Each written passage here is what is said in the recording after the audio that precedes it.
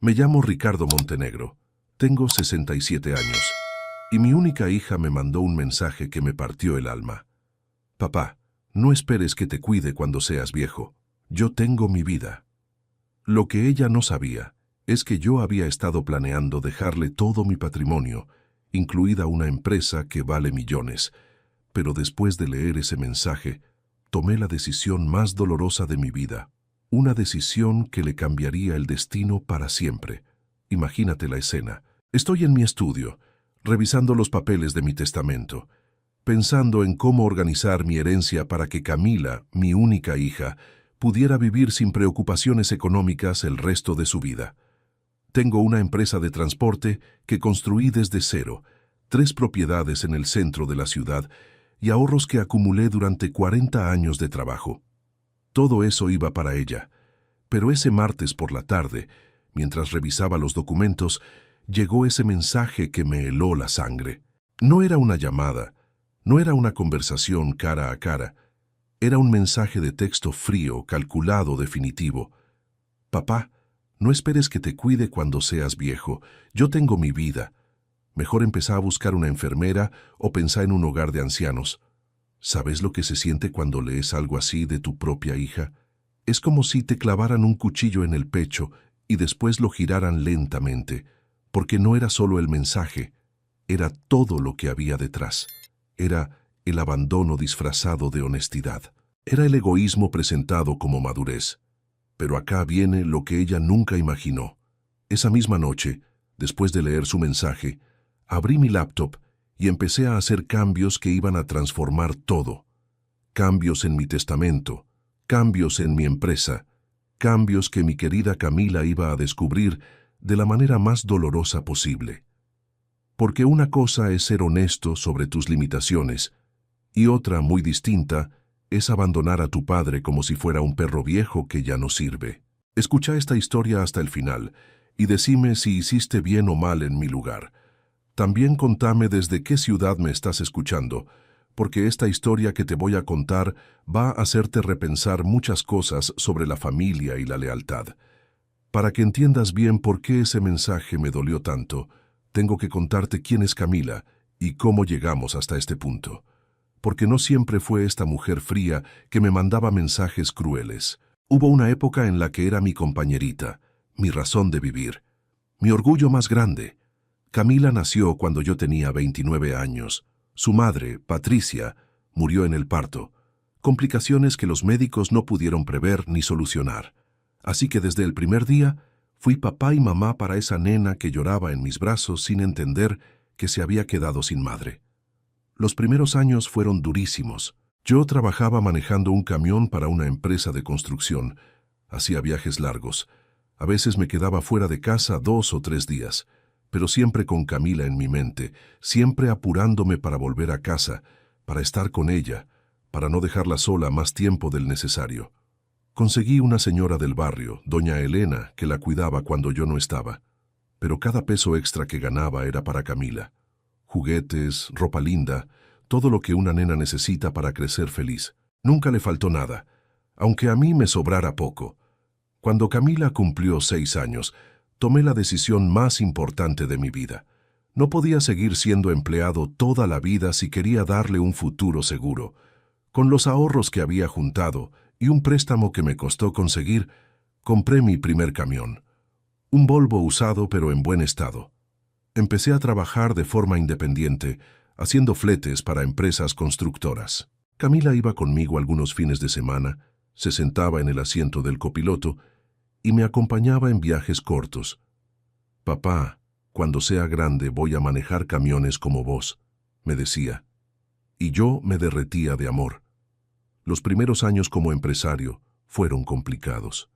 Competencia dura, clientes que no pagaban, gastos que no había calculado bien. Pero de a poco, con trabajo honesto y cumpliendo siempre con los plazos, empecé a ganarme una reputación. Los clientes me recomendaban, empezaron a llegar más trabajos, tuve que comprar un segundo camión. Cuando Camila entró en la adolescencia, mi empresa ya era una realidad sólida. Tenía 5 camiones, una oficina pequeña pero propia, y empleados que dependían de mí. Todo eso lo hice pensando en ella. en el futuro que quería construirle. Papá, me decía Camila cuando tenía 15 años, mis amigas dicen que sos el papá más trabajador que conocen, y yo me sentía el hombre más orgulloso del mundo, porque trabajaba 12, 14 horas por día, pero todo valía la pena cuando ella me decía esas cosas. Le pagué los mejores estudios, universidad privada, carrera de administración de empresas. Algún día vas a manejar todo esto, le decía señalando la empresa. Todo este sacrificio es para vos. Ella sonreía, me abrazaba, y yo pensaba que tenía a la hija más especial del mundo. Pero las cosas empezaron a cambiar cuando Camila se recibió y empezó a trabajar en una empresa multinacional. De repente, mi negocio de transportes le parecía pequeño, mi forma de manejar las cosas le parecía anticuada, mi estilo de vida le parecía limitado. Papá, tenés que modernizarte, me decía. Tenés que contratar un gerente, delegar responsabilidades, vivir un poco.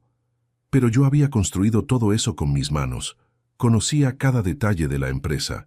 No era tan fácil delegar cuando habías empezado desde abajo. A los 25 años, Camila se casó con Bruno, un ingeniero que trabajaba en la misma empresa que ella. La boda fue hermosa, gasté una fortuna, pero ver a mi hija feliz no tenía precio. Pensé que ahora iba a tener una familia completa, que Bruno iba a ser el hijo que nunca tuve. Al principio todo parecía perfecto. Venían a cenar los domingos, Camila me contaba de su trabajo, de sus proyectos, pero de a poco empecé a notar cambios. Las visitas se espaciaron, las llamadas se hicieron más cortas, las conversaciones más superficiales. Cuando nació mi nieto, Tomás, pensé que todo iba a volver a ser como antes. Me convertí en abuelo a los 58 años y creí que ese bebé iba a unir nuevamente a la familia. Pero me equivoqué.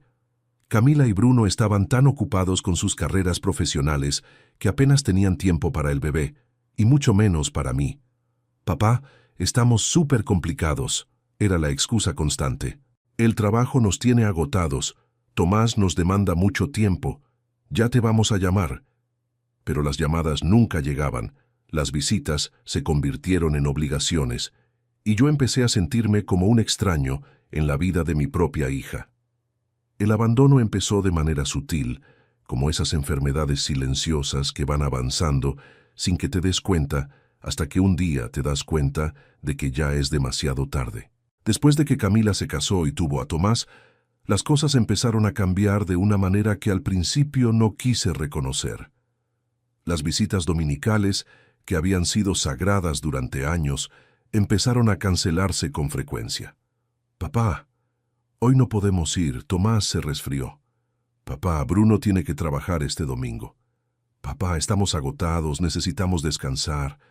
Yo entendía, ser padres primerizos no es fácil, y ellos tenían trabajos demandantes. Pero cuando las cancelaciones se volvieron más frecuentes que las visitas, empecé a preocuparme. Cuando empecé a ser yo quien siempre llamaba, quien siempre proponía encontrarnos, quien siempre insistía. Un día decidí ir a visitarlos sin avisar. Era un sábado por la tarde. Pensé que tal vez podrían improvisar una cena juntos. Cuando toqué el timbre, Camila atendió con una cara que no sabía cómo interpretar. No era exactamente molestia, pero tampoco era alegría. «Papá, qué sorpresa», me dijo, pero el tono no sonaba a sorpresa agradable. «Pasa, aunque te aviso que estamos un poco complicados». Entré a una casa que me resultó extraña. Todo estaba perfectamente ordenado, moderno, frío. Nada que ver con el calor de hogar que yo había intentado darle a Camila durante su infancia. Las paredes estaban llenas de fotos profesionales de la familia, pero me di cuenta de algo que me dolió profundamente. En ninguna de esas fotos aparecía yo. Era como si el abuelo hubiera sido borrado de la historia familiar. Los muebles eran caros, elegantes, pero no invitaban a sentarse cómodamente. Todo parecía estar dispuesto más para impresionar que para vivir. Me acordé de nuestra casa cuando Camila era chica, llena de juguetes desparramados, dibujos pegados en la heladera, manchas en los sillones que contaban historias de tardes de juegos y meriendas compartidas. Bruno me saludó cordialmente, pero sin levantarse del sofá donde estaba mirando televisión con el volumen alto. «Hola, Ricardo. ¿Cómo estás?», me dijo, pero sus ojos siguieron clavados en la pantalla. Ni siquiera hizo el gesto de apagar el televisor para que pudiéramos conversar. Era obvio que mi presencia era una interrupción en su rutina de relajación. Tomás, que entonces tenía 2 años, estaba jugando solo en un rincón con juguetes que no reconocía. Eran todos electrónicos, caros, con luces y sonidos, pero que no requerían creatividad ni imaginación. No había bloques de madera, no había crayones, no había libros de cuentos. Todo era automático, programado, sin alma. Cuando me vio, corrió hacia mí gritando, «¡Abuelo!», y eso me llenó el corazón de una alegría inmensa. Al menos mi nieto todavía se alegraba de verme. Lo levanté en brazos y sentí esa conexión pura, incondicional, que solo existe entre abuelos y nietos. «¿Me trajiste algo, abuelo?», me preguntó con esos ojitos brillantes de expectativa. Y ahí me di cuenta de algo doloroso.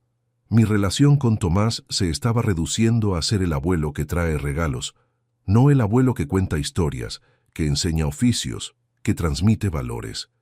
Era el abuelo Papá Noel, no el abuelo compañero. Eso me entristeció más de lo que pude expresar en ese momento. «¿Cómo están?», pregunté tratando de iniciar una conversación. «Bien, papá, todo bien», respondió Camila mientras seguía ordenando cosas que ya estaban ordenadas. Era obvio que mi presencia la ponía nerviosa. «¿Querés que preparemos algo para cenar?», sugerí. «No, papá, no te molestes. Además, tenemos que acostar temprano a Tomás porque mañana tenemos compromisos». Compromisos. Siempre había compromisos que eran más importantes que pasar tiempo conmigo. Me quedé 1 hora jugando con Tomás en el piso, tratando de mantener conversaciones que se cortaban constantemente, porque Camila o Bruno tenían que atender el teléfono, revisar emails, hacer algo más importante que hablar con el abuelo. Cuando me fui esa tarde, caminando hacia mi auto, me sentí como un vendedor que había hecho una visita no solicitada, como alguien que había interrumpido la vida perfecta de una familia que ya no tenía lugar para él. Las llamadas telefónicas se volvieron un trámite. «Hola, papá, ¿cómo estás?». «Bien, hija, ¿y ustedes?». «Todo bien por acá, muy ocupados como siempre». «¿Cómo está Tomás?». «Creciendo mucho, ya sabes cómo son los chicos».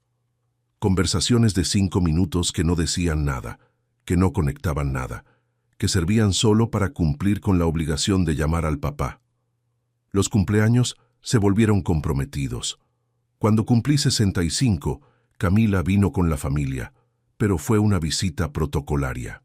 Llegaron a las 7 de la tarde, cenamos algo rápido, cantamos el feliz cumpleaños, comimos torta y a las 9 ya se estaban yendo porque mañana hay que trabajar temprano. Le regalé a Tomás un triciclo que había elegido con mucho cariño, pero el nene apenas lo miró. Estaba acostumbrado a juguetes electrónicos, sofisticados. Mi regalo le parecía primitivo. «Está lindo, abuelo», me dijo por educación, pero después siguió jugando con su tablet. Esa noche, después de que se fueron, me quedé sentado en mi sillón mirando los restos de la torta de cumpleaños y me pregunté cuándo había empezado a convertirme en una obligación para mi propia hija. El año pasado, cuando tuve un problema de salud menor, una gastritis que me tuvo unos días con dolor, llamé a Camila para contarle. «Papá, tenés que cuidarte más», me dijo. «¿Querés que te recomiende un médico?». No me preguntó si necesitaba que viniera a acompañarme. No se ofreció a ayudarme. Me recomendó un médico como si fuera una gestión administrativa más. Cuando le conté que había ido al médico y que todo estaba bien, su respuesta fue: «Qué bueno, papá. Bueno, te tengo que dejar porque tengo una reunión». Una reunión. Siempre había reuniones, proyectos, compromisos laborales que eran más urgentes que la salud de su padre. Pero el momento que marcó el punto de quiebre fue hace 3 meses. Era el cumpleaños de Tomás. Cumplía 4 años. Yo había preparado una fiesta pequeña en mi casa. Había comprado decoraciones, una torta especial, regalos. Estaba emocionado porque hacía meses que no veía a mi nieto. 1 hora antes de la fiesta, Camila me llamó. «Papá, no vamos a poder ir». A último momento nos invitaron a la casa de los padres de Bruno, y pensamos que es importante que Tomás conozca mejor a esa parte de la familia. Me quedé mudo. Habíamos confirmado la fiesta hace una semana. Yo había gastado dinero, tiempo, ilusión. Y ella la cancelaba por una invitación de último momento de la otra familia. Pero Camila, le dije, ya está todo preparado acá. Ay, papá, discúlpame, pero ya le dijimos que sí a la otra familia. Capaz la semana que viene lo festejamos con vos. Esa semana que viene nunca llegó. Ese día me quedé solo con una mesa servida para una fiesta que no iba a existir, con una torta que decía «Feliz cumpleaños Tomás», que nadie iba a comer, con regalos que nadie iba a abrir. Y ahí entendí que para mi hija yo ya no era una prioridad. Era una opción, una alternativa, algo que se podía cancelar sin consecuencias. Y así llegamos al mensaje que cambió todo. Hace un mes estaba organizando mis papeles, pensando en actualizar mi testamento. Quería asegurarme de que cuando yo no estuviera, Camila tuviera todo lo necesario para vivir bien, para darle a Tomás las mejores oportunidades.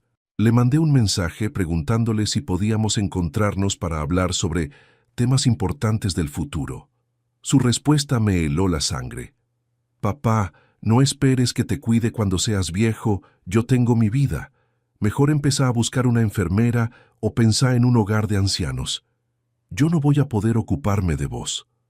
Leí ese mensaje 5 veces antes de entender que era real. Mi propia hija, la que había criado solo desde que era un bebé, la que había sido mi razón de vivir durante 38 años, me estaba diciendo que no contara con ella para nada. Pero lo que Camila no sabía, lo que nunca se había molestado en preguntar, es que su papá tenía preparadas algunas sorpresas, sorpresas que estaba a punto de descubrir de la manera más dolorosa posible. Esa noche, después de leer el mensaje de Camila, no pude dormir. Me quedé despierto hasta las 5 de la mañana, pensando, recordando, analizando. ¿En qué momento había fallado como padre? ¿En qué momento mi hija había dejado de quererme? ¿En qué momento me había convertido en una carga en lugar de ser una bendición? Pero después de horas de darle vueltas al tema, llegué a una conclusión que me sorprendió a mí mismo. Tal vez el problema no era que yo hubiera fallado como padre. Tal vez el problema era que había criado a una hija que no entendía el valor de la familia, que no entendía el sacrificio, que no entendía la gratitud. A la mañana siguiente, tomé una decisión que cambiaría todo para siempre. Llamé a mi abogado, el doctor Benítez, que había manejado mis asuntos legales durante años. «Doctor», le dije, «necesito hacer cambios importantes en mi testamento». «Dígame, don Ricardo, ¿qué tipo de cambios?» «Quiero desheredar completamente a mi hija». Hubo un silencio largo del otro lado del teléfono. El doctor Benítez me conocía desde hacía 15 años. Sabía cuánto amaba a Camila. Sabía que toda mi vida había girado alrededor de ella. «Don Ricardo», me dijo finalmente, «¿está seguro de lo que está diciendo? Esa es una decisión muy drástica». «Doctor, nunca estuve más seguro de algo en mi vida, pero no quiero que sea solo una desheredación, quiero que sea una lección». Le conté todo. El abandono gradual, la falta de respeto, el mensaje cruel. Le expliqué mis planes, lo que quería hacer con mi patrimonio, cómo quería que Camila se enterara de todo. El doctor Benítez me escuchó en silencio. Cuando terminé de hablar, me dijo, «Don Ricardo, entiendo su dolor, pero ¿no cree que está reaccionando de manera muy emocional? Tal vez deberían hablar, aclarar las cosas». «Doctor», le respondí, «durante un año traté de hablar con ella. Durante un año traté de ser parte de su vida. Ella eligió excluirme. Ahora yo elijo excluirla a ella de mi herencia. ¿Puede ayudarme o tengo que buscar otro abogado?» «Lo puedo ayudar», me dijo, «pero quiero que piense bien esto durante una semana. Si después de una semana sigue convencido, hacemos todos los cambios que quiera». Esa semana fue la más larga de mi vida. Todos los días me levantaba preguntándome si estaba haciendo lo correcto. Todos los días esperaba una llamada de Camila, un mensaje, algo que me indicara que tal vez había una posibilidad de reconciliación. Pero la llamada nunca llegó. El mensaje nunca llegó. Camila siguió con su vida como si su padre no existiera, como si el mensaje cruel que me había enviado fuera algo normal, algo que no merecía ni una disculpa ni una explicación. Al final de esa semana, volví a llamar al doctor Benítez. Doctor, sigo convencido. Hagamos todos los cambios. Los cambios que hice en mi testamento fueron más profundos de lo que Camila podía imaginar. No solo la desheredé completamente, sino que tomé decisiones que iban a impactar su vida de maneras que ella nunca había considerado. Primero, decidí que mi empresa iba a ser donada a una fundación que ayuda a emprendedores de bajos recursos. Gente que, como yo hace 40 años, necesita una oportunidad para salir adelante.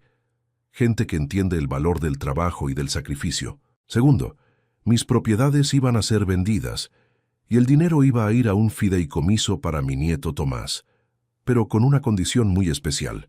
El dinero solo estaría disponible cuando Tomás cumpliera 25 años, y únicamente si durante los 5 años anteriores había visitado la tumba de su abuelo, al menos una vez por mes. Tercero, mis ahorros iban a ser donados a un hogar de ancianos donde viven personas que, como yo pronto iba a estar, habían sido abandonadas por sus familias.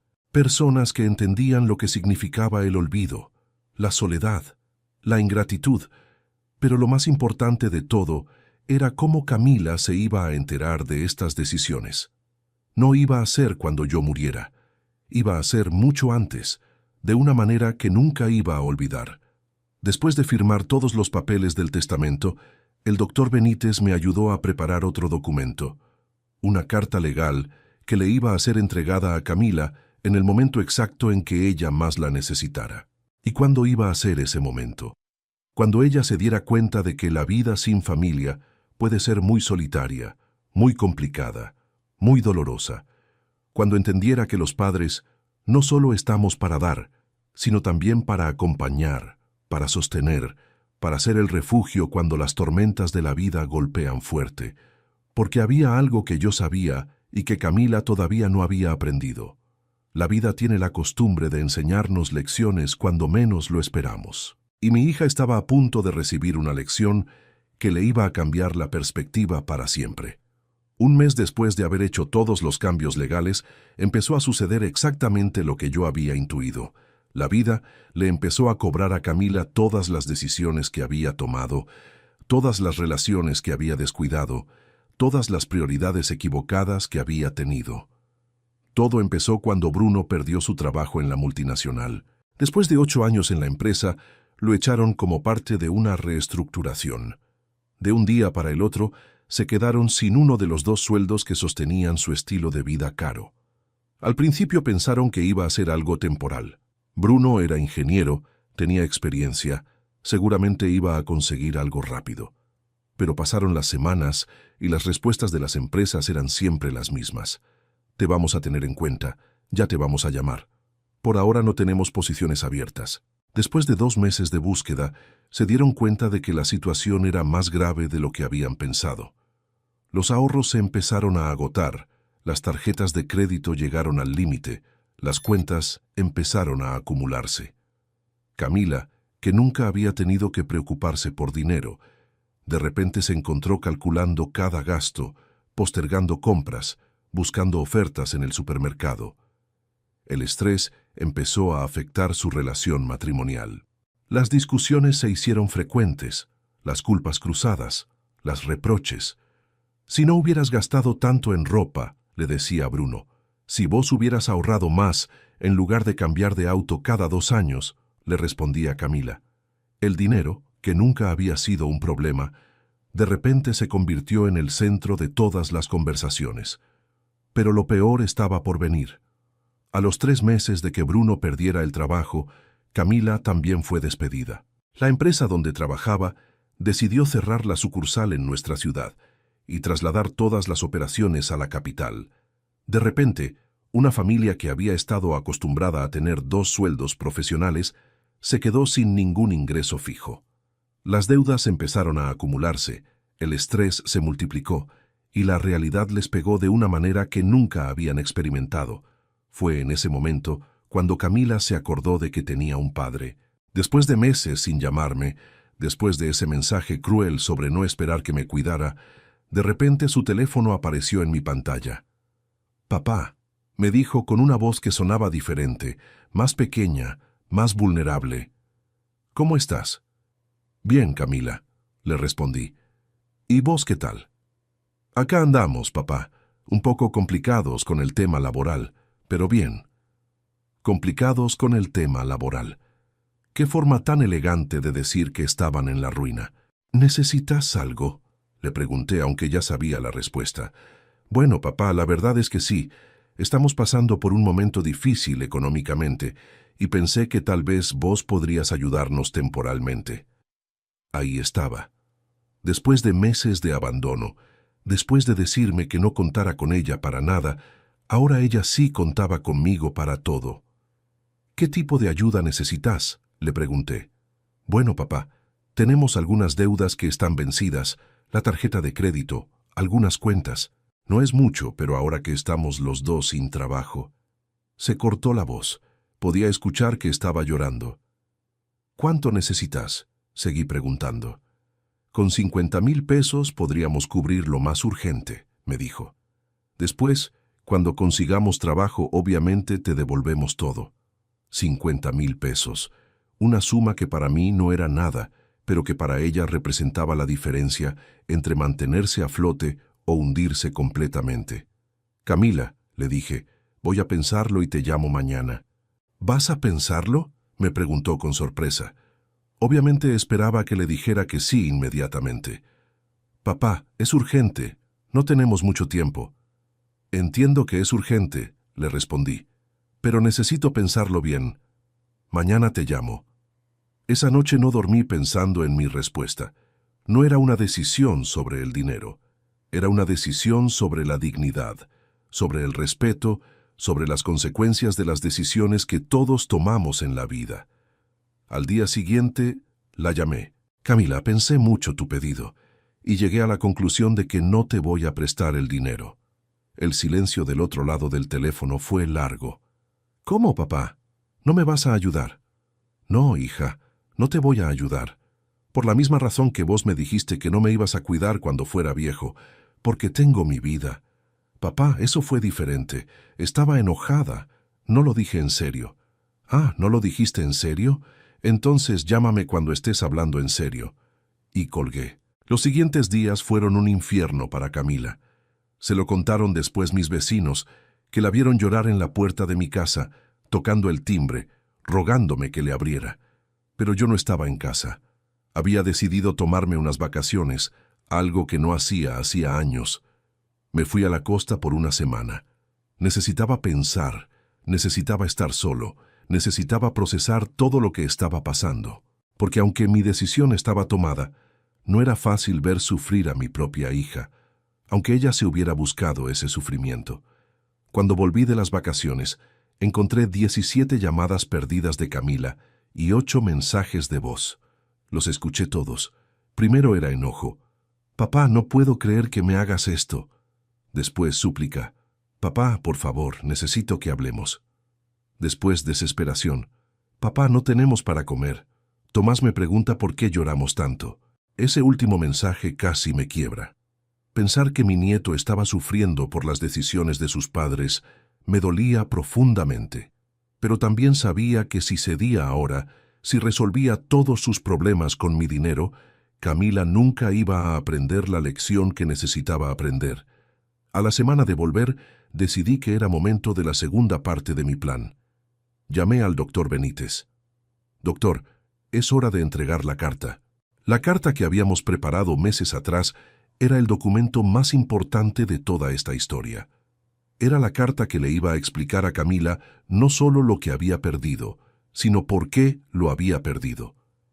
El doctor Benítez se presentó en la casa de Camila un martes por la tarde. Ella estaba sola con Tomás. Bruno había salido a buscar trabajo. Cuando abrió la puerta y vio al abogado con un sobre en la mano, se puso pálida. «Señora Camila», le dijo el doctor Benítez, «vengo de parte de su padre para entregarle este documento. Es importante que lo lea con atención». Camila abrió el sobre con manos temblorosas. La carta era corta, pero devastadora. «Camila, Durante 38 años fui tu padre. Te crié solo desde que naciste. Trabajé día y noche para darte todo lo que necesitabas. Construí una empresa pensando en tu futuro. Ahorré cada peso pensando en tu bienestar. Hace un mes me dijiste que no contara contigo para nada cuando fuera viejo. Hoy quiero contarte algo que nunca supiste. Soy millonario. Tengo una empresa que vale 3 millones de pesos, propiedades por 2 millones más y ahorros por otros 2 millones. Todo eso iba para vos. Pero después de tu mensaje decidí que alguien que no puede cuidar a su padre tampoco merece heredar lo que su padre construyó para ella. Por eso tomé las siguientes decisiones. Mi empresa será donada a una fundación para emprendedores necesitados. Mis propiedades serán vendidas y el dinero irá a un fideicomiso para Tomás, que solo podrá usar si me visita regularmente durante los próximos años. Mis ahorros irán a un hogar de ancianos. Vos no vas a heredar nada, absolutamente nada. Tal vez ahora entiendas lo que significa la soledad que vos elegiste para mí. Tu padre, Ricardo. Camila leyó la carta 3 veces antes de entender completamente lo que significaba. No solo había perdido la herencia de 7 millones de pesos, había perdido la posibilidad de reconstruir su vida económica. Había perdido el respaldo que siempre había dado por sentado. Esa tarde llegó corriendo a mi casa. Estaba desesperada, llorando, rogando. Papá, por favor, tenemos que hablar. Entendí todo. Me equivoqué. Perdóname. Pero yo no le abrí la puerta. Le hablé a través del portero eléctrico. Camila, durante un año no tuviste tiempo para hablar conmigo. Ahora yo no tengo tiempo para hablar con vos. Papá, por favor, puedo cambiar todo. Puedo ser diferente. Dame una oportunidad. Tuviste 38 años de oportunidades, le respondí. Las desperdiciaste todas. Se quedó llorando en la puerta durante 2 horas. Los vecinos la miraban. Algunos se acercaron a preguntarle si necesitaba ayuda. Pero yo no salí. Por primera vez en mi vida, puse mi dignidad por delante de mi amor de padre. Los siguientes meses fueron los más duros para Camila. Sin trabajo, sin ahorros, sin la herencia que había dado por sentada, tuvo que enfrentar una realidad para la que no estaba preparada. Tuvieron que vender el auto, mudarse a un departamento más chico, pedir ayuda a los padres de Bruno. Durante esos meses, yo también pasé por momentos muy difíciles emocionalmente. Aunque estaba convencido de que había tomado la decisión correcta, no era fácil mantener la firmeza cuando sabía que mi hija estaba sufriendo. Los vecinos me contaban detalles que me partían el corazón. Camila llorando mientras hacía las compras, tratando de explicarle a Tomás por qué ya no podían comprar los cereales que le gustaban, buscando ofertas en lugares donde antes nunca había tenido que mirar los precios. Don Raúl, mi vecino de enfrente, me llamó una tarde para contarme: Ricardo, vi a tu hija en el supermercado con una calculadora, sumando todo antes de llegar a la caja. Se veía muy angustiada. Esas imágenes me torturaban. Ver a mi hija, que había crecido sin conocer las limitaciones económicas, ahora teniendo que enfrentar la realidad de contar centavos. Pero lo que más me dolía eran las noches. Me quedaba despierto imaginándome a Tomás, preguntándole a su mamá por qué el abuelo no venía más a visitarlos. Me imaginaba a Camila tratando de explicarle algo que ella misma no terminaba de entender completamente. Una noche no pude más y manejé hasta su nuevo departamento. Era un edificio mucho más modesto que la casa donde vivían antes, en un barrio menos elegante. Me quedé parado en la vereda durante media hora, mirando las ventanas, preguntándome si estarían bien, si Tomás se habría adaptado al cambio, si Camila estaría durmiendo o si también se quedaría despierta como yo. Estuve a punto de subir, de tocar el timbre, de abrazarla y decirle que todo estaba perdonado, pero sabía que si hacía eso, toda la lección se perdería. Sabía que Camila necesitaba tocar fondo para entender realmente lo que había perdido cuando decidió abandonar a su padre. Me volví a casa esa noche con el corazón pesado, pero con la convicción intacta. Pero lo más doloroso para ella no era la situación económica, era entender que había perdido a su padre para siempre. Era darse cuenta de que todas las decisiones tienen consecuencias y que algunas consecuencias son irreversibles. Era enfrentar la soledad que ella misma había elegido para mí, pero multiplicada por la culpa y el arrepentimiento. 6 meses después del día en que le entregaron la carta, recibí una llamada inesperada. Era Tomás. Mi nieto había cumplido 5 años y había aprendido a usar el teléfono. «Abuelo», me dijo con esa vocecita que me derretía el corazón, «¿por qué no venís más a casa? Mamá llora mucho y dice que es porque vos estás enojado». Esa llamada me partió el alma. Mi nieto estaba pagando las consecuencias de las decisiones de sus padres. Un nene de 5 años no entendía por qué su abuelo había desaparecido de su vida. «Tomás», le dije, «el abuelo te quiere mucho. Algún día vas a entender todo».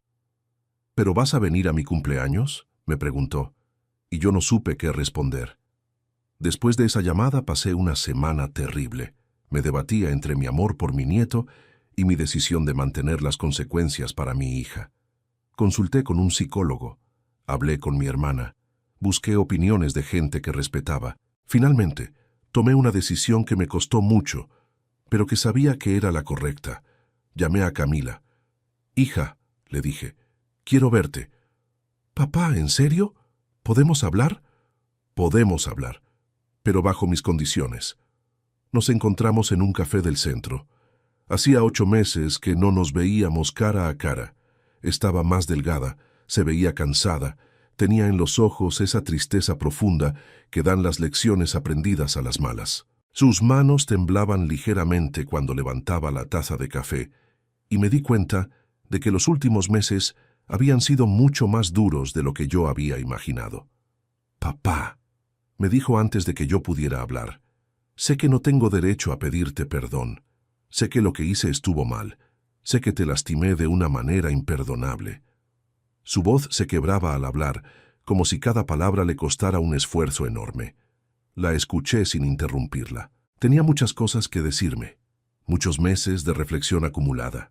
«Papá, durante estos meses entendí cosas que nunca había entendido antes. Entendí lo que significa estar realmente sola, sin tener a quién acudir cuando todo se derrumba». Se secó las lágrimas con una servilleta antes de continuar. «Entendí lo que debe haber sentido cuando leíste mi mensaje. La frialdad, el desprecio, la sensación de que todo lo que habías hecho por mí no valía nada. Entendí lo que significa necesitar a alguien y que esa persona no esté». Siguió hablando durante mucho tiempo, contándome todo lo que había vivido en esos meses difíciles. Me habló de las noches sin dormir, preocupándose por las deudas. Me habló de la humillación de tener que pedir prestado dinero a los padres de Bruno. Me habló de la vergüenza de explicarle a Tomás por qué ya no podían comprar los juguetes que antes compraban sin pensar. «Pero lo peor, papá», me dijo, «lo peor no fueron los problemas económicos. Lo peor fue darme cuenta de que había perdido a mi papá por mi propia estupidez. Lo peor fue entender que cuando yo más te necesitaba, vos ya no estabas, porque yo misma te había echado de mi vida». Sus palabras me llegaban profundo, pero también me daba cuenta de que había una diferencia fundamental entre la Camila que tenía enfrente y la que me había mandado aquel mensaje cruel. Esta Camila había aprendido algo importante sobre el valor de la familia, sobre el precio de la arrogancia, sobre las consecuencias de las decisiones. «Papá», me dijo finalmente, «no te pido que me perdones inmediatamente. Sé que voy a tener que demostrarte con hechos, no con palabras, que realmente cambié, pero te pido una oportunidad de intentarlo. Papá, ahora entiendo lo que significa estar solo. Entiendo lo que significa necesitar a alguien y que esa persona no esté. Entiendo el miedo a envejecer sin tener quien te cuide. Entiendo todo lo que vos sentiste cuando recibiste mi mensaje». Cuando terminó de hablar, yo saqué un sobre de mi bolsillo. «Camila», le dije, «esto es para vos». Adentro había un cheque por 50,000 pesos y una nueva carta. «Camila, este dinero es para que resuelvas tus problemas económicos urgentes, pero no es un regalo, es un préstamo. Lo vas a devolver cuando puedas, trabajando, sin apuros. Las condiciones de mi testamento siguen vigentes. No vas a heredar mi empresa ni mis ahorros, pero sí vas a heredar algo más valioso, la posibilidad de reconstruir nuestra relación desde cero, con nuevas reglas, con respeto mutuo, con la claridad de que la familia se construye con presencia, no con promesas. Camila leyó la carta y me abrazó llorando. Gracias, papá. Te prometo que voy a ser diferente. No me prometas nada, le dije. Demostrámelo. Hoy, un año después de todo esto, puedo decir que la lección funcionó de una manera que yo mismo no esperaba. Camila no solo viene a visitarme todas las semanas, sino que esas visitas son completamente diferentes a las que teníamos antes de todo este drama. Ahora cuando viene, se queda horas. Tomamos mate en el patio, como hacíamos cuando ella era chica. Me cuenta sus problemas, sus proyectos, sus miedos, sus alegrías. La diferencia más notable es que ahora me escucha realmente cuando le hablo. Antes, cuando le contaba anécdotas de mi juventud o le daba consejos sobre la vida, ella asentía educadamente, pero se notaba que su mente estaba en otro lado. Ahora me hace preguntas, se interesa, me pide que le cuente más historias sobre su mamá, sobre los primeros años de mi empresa, sobre las dificultades que tuvimos que superar. Pero lo más lindo de todo es que Camila ahora entiende que yo tengo cosas valiosas para enseñarle que no aparecen en los libros universitarios ni en los seminarios de capacitación laboral. Entiende que la experiencia de vida tiene un valor que no se puede comprar con dinero. La semana pasada me dijo algo que me llegó al alma. Papá, ahora me doy cuenta de que durante años desperdicié la oportunidad de aprender de vos. Estaba tan concentrada en mi carrera, en mis metas profesionales, que no me daba cuenta de que tenía al mejor maestro de vida viviendo solo, esperando que alguien se interesara en lo que tenía para enseñar. Bruno también cambió su actitud hacia mí.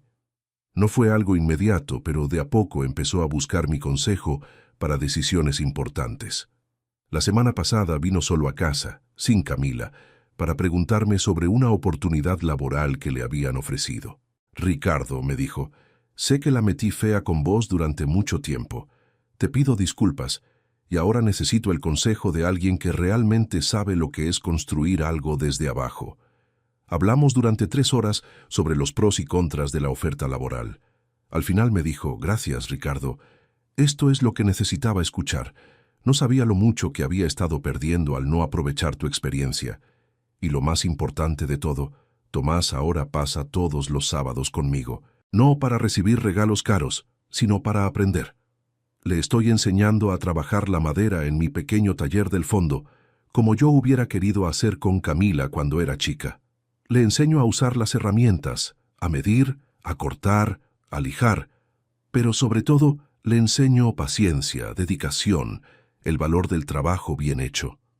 El sábado pasado terminamos de hacer juntos una casita para pájaros. Cuando la terminamos, Tomás me abrazó y me dijo, «Abuelo, esto es mucho más lindo que los juguetes que me compraban antes, porque lo hicimos nosotros». En ese momento, entendí que todo el dolor de estos últimos años había valido la pena. Camila me cuenta que ahora, cuando Tomás llega a casa después de pasar el día conmigo, no habla de los regalos que recibió o de los lugares a donde fuimos. Habla de lo que aprendió, de lo que hicimos juntos, de las historias que le conté. «Papá», me dijo Camila, «Tomás ahora habla más de vos que de cualquier otra cosa. Le encanta venir acá porque dice que acá aprende cosas importantes». Las condiciones de mi testamento siguen vigentes y Camila lo acepta completamente. Ya no es un tema de resentimiento, sino de comprensión. Ella entiende que las consecuencias de las decisiones son permanentes y que algunas lecciones requieren cambios definitivos para ser realmente aprendidas. «Papá», me dijo hace poco, «no necesito tu herencia. Lo que necesitaba era a mi papá. Y gracias a tu decisión lo recuperé. Eso vale mucho más que cualquier cantidad de dinero». A veces me pregunto si hice bien, si no fui muy duro, si no había otra manera de enseñarle a valorar la familia. Pero después veo a mi nieto corriendo hacia mí cuando llego a visitarlo. Después escucho a Camila contarme sus problemas como hacía cuando era adolescente. Después siento que realmente somos una familia otra vez y sé que tomé la decisión correcta. Porque la familia no es solo sangre. Es respeto, es presencia, es saber que podés contar con el otro en los momentos difíciles. Y eso no se hereda, se construye todos los días, con decisiones, con tiempo, con amor demostrado, no solo prometido. Y vos que me escuchaste hasta acá, decime, ¿harías lo mismo en mi lugar o crees que fui muy extremo?